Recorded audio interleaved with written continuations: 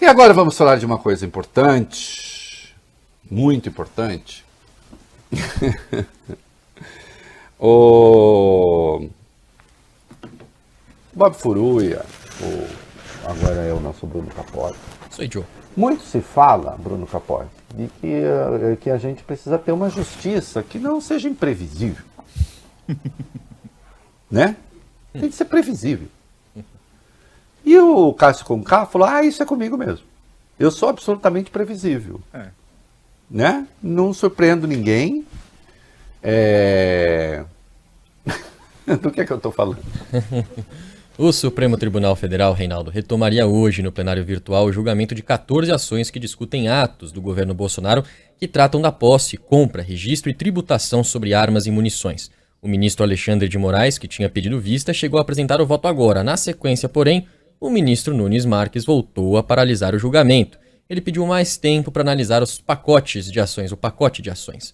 Até que o caso seja concluído pelo Supremo, ficam valendo as decisões individuais tomadas pelos ministros Alexandre de Moraes, Edson Fachin e Rosa Weber, que são relatores dos processos que suspenderam a maior parte das modificações feitas pelo governo. Obviamente, né, tinha dado tempo já do Cássio Conká saber, né, o que é, mas ele, coitado, não deu tempo de ler, sabe? Enquanto isso, ficam valendo então essas estrovengas, e a indústria armamentista sorri de orelha a orelha. Alguém está surpreso, então, e vejam, fala assim, mas então ele poderia ter votado contra. Não é assim. Você pede vista, você suspende. Você deixa o voto correr, provavelmente o Bolsonaro vai perder.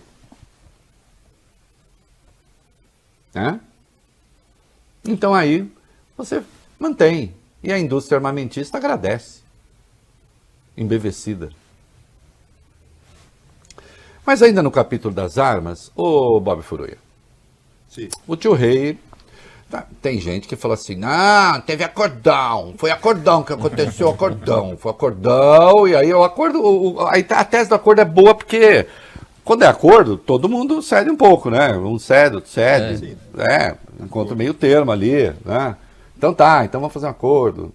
Primeiro você, depois eu, primeiro eu, depois você. Acordo. Né? Acordo.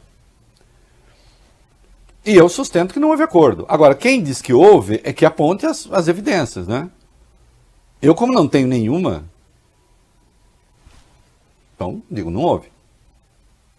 Não, sei que não houve. O que eu sei sim é o seguinte, o Alexandre, você não quer conversar com o Bolsonaro? Ele falou, converso. Primeiro, a carta. Quem pôs condição foi o Alexandre, não foi o Bolsonaro. E aí já tem um voto do Alexandre depois dessa coisa toda. É voto de quem fez acordo, de quem está subordinando seus votos ao Bolsonaro? Não parece não, né? Acho que não. Quem aqui agora? Sou eu, Reinaldo. Então. Ministro Alexandre de Moraes seguiu os votos dos ministros Rosa Weber e Edson Fachin. Eles são relatores de 13 ações para declarar a inconstitucionalidade das medidas e afirmou que ficou configurada a extrapolação do poder regulamentar do presidente da República. Isso é nessa que o Cássio pediu vista, né? Isso é nessa que o Cássio pediu vista, certo? Isso.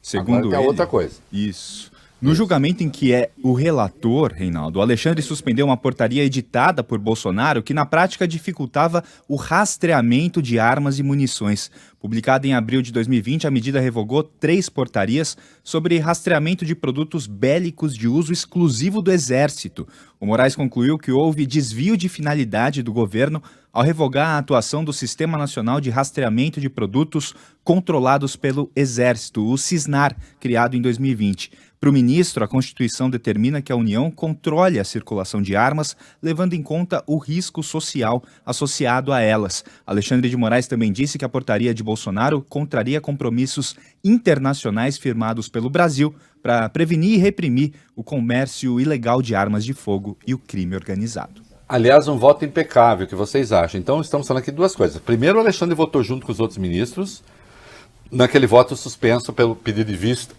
no julgamento do Cássio Conká, dos outros decretos de armas. Aqui se está falando de um caso em particular que, à época, eu comentei muito neste programa, que é o rastreamento de armas e munições, que foi suspenso. o que é de uma delinquência.